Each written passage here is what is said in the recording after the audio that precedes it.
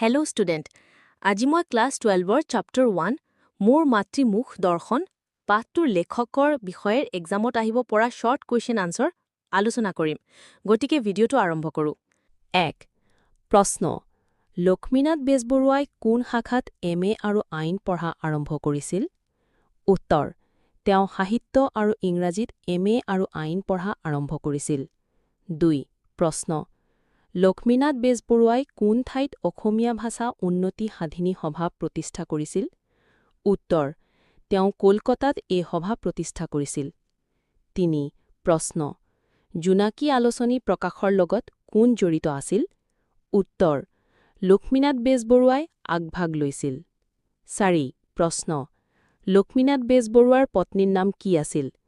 উত্তৰ: তেওঁৰ পত্নী আছিল প্ৰজ্ঞা সুন্দৰী দেৱী। নেক্সট পাৰ্টৰ বাবে চেনেলটো ছাবস্ক্ৰাইব কৰি থোৱা, তেতিয়াহে নতুন ভিডিঅ' নটিফিকেশ্যন পাবা।